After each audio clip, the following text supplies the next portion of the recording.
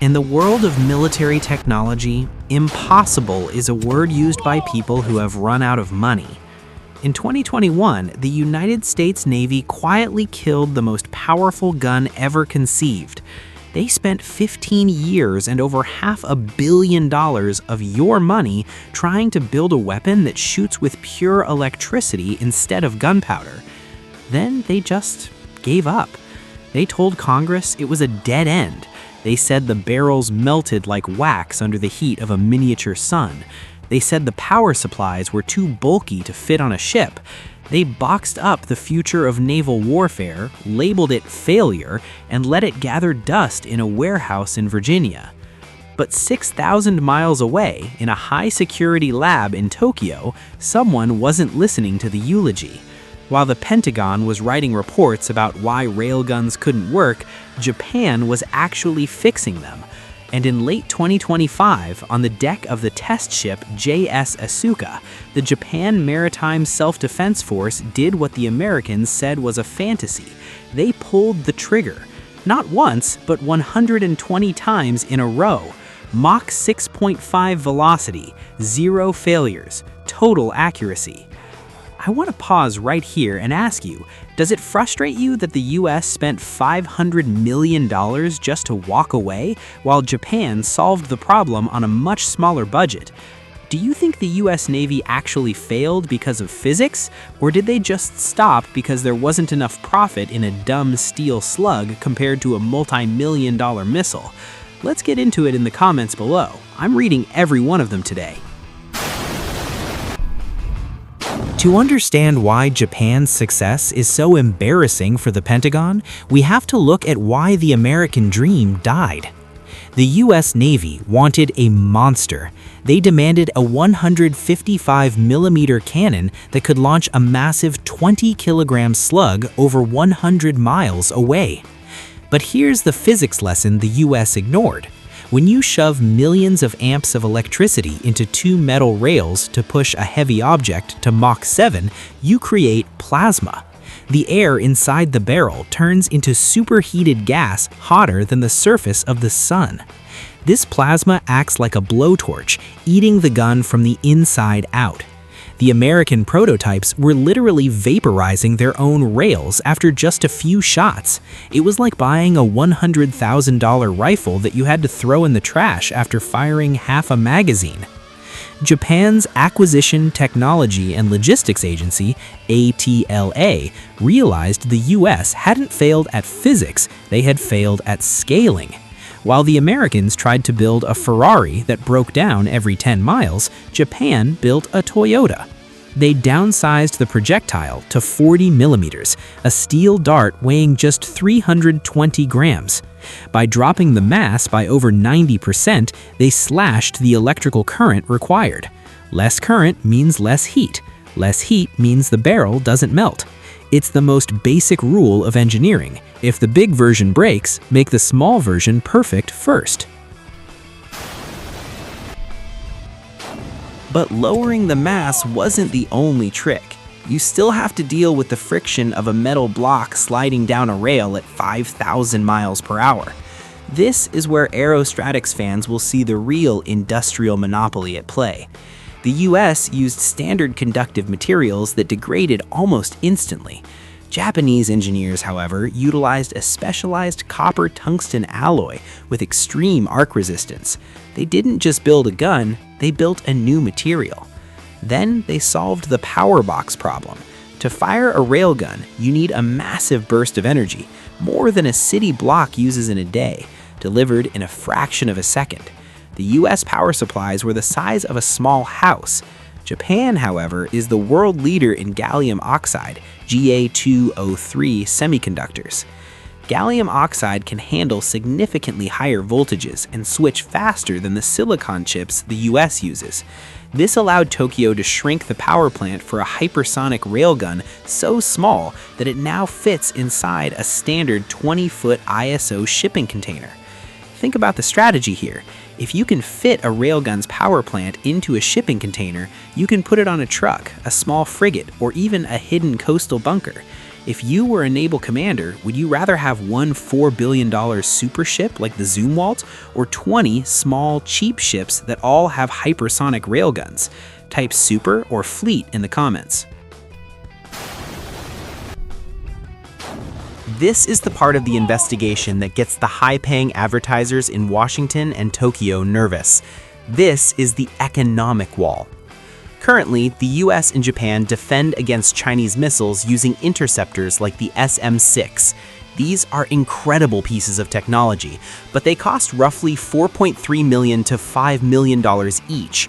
Now, look at the math from Beijing's perspective. China has been building a massive 370-ship navy, focusing on saturation attacks. They fire $52 million missiles at once. To stop them, we have to fire $55 million interceptors. We go bankrupt before the first week of the war is over. But a Japan-made railgun slug? It costs between $10,000 and $35,000. You could fire 140 railgun slugs for the price of one single interceptor missile. Japan has fundamentally solved the saturation problem. They aren't trying to outbuild China's navy. They're making it too expensive for China to even try an attack. This is the definition of asymmetric warfare. Tokyo is creating a kinetic wall where the defender finally has the economic advantage.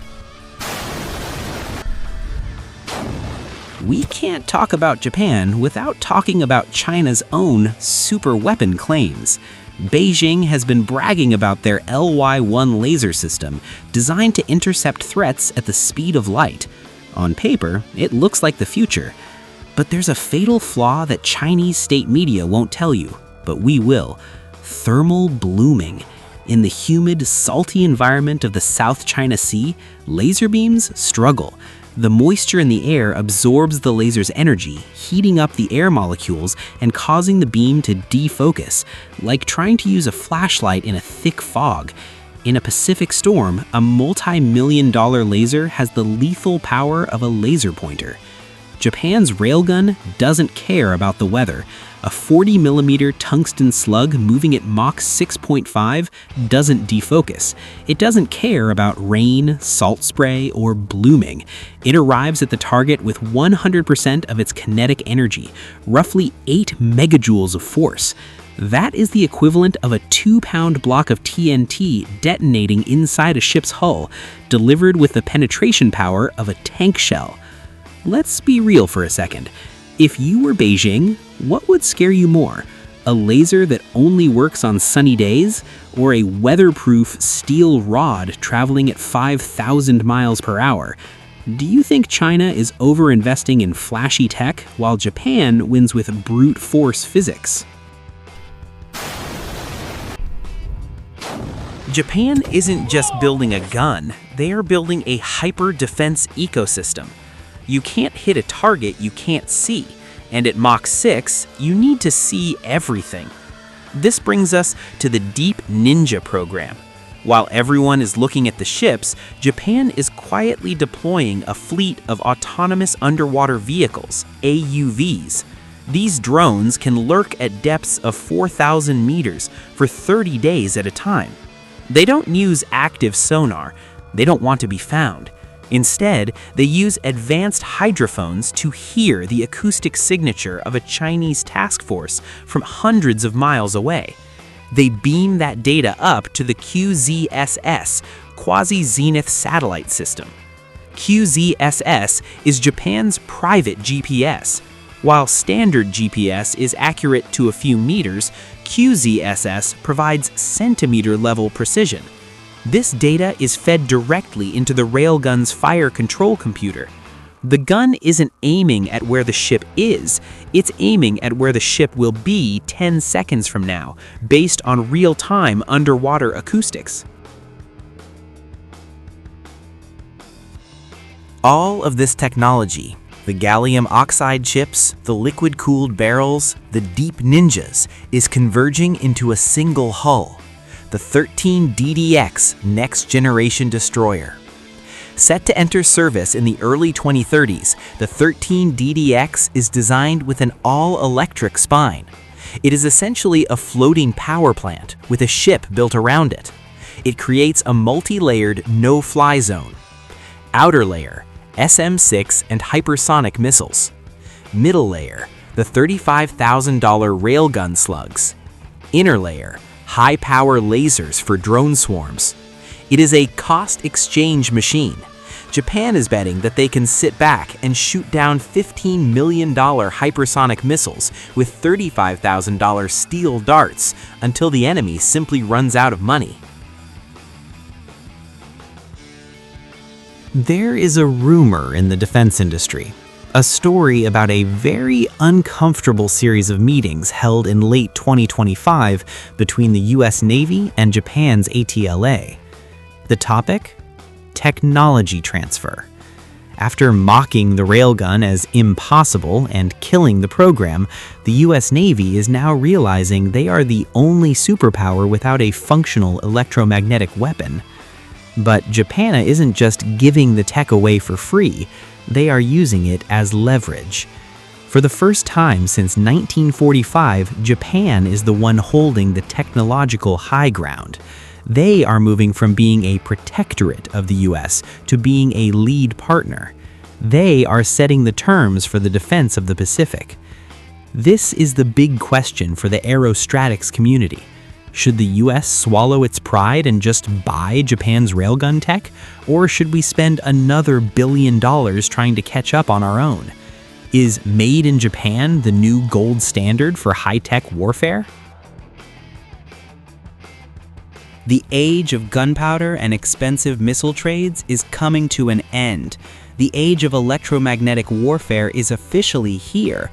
Japan didn't win by being bigger or spending more. They won by being smarter, more resilient, and focused on the math of war.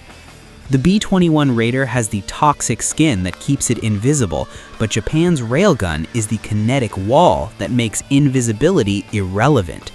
If you can fire 100 hypersonic rounds a minute for the price of a single used car, you don't need to hide. You just need to pull the trigger. So I'm leaving you with this. If Japan can build a $35,000 interceptor that beats a $5 million missile, is the era of the aircraft carrier finally over? Are these multi-billion-dollar ships just sitting ducks in a world of hypersonic slugs? Drop a comment below and let's settle it. I'll be hanging out in the comments for the next few hours to see who has the best take on the new math of war. If you want to stay ahead of the curve on the Pacific Shadow War, make sure you hit subscribe and turn on notifications for aerostatics. We are just getting started.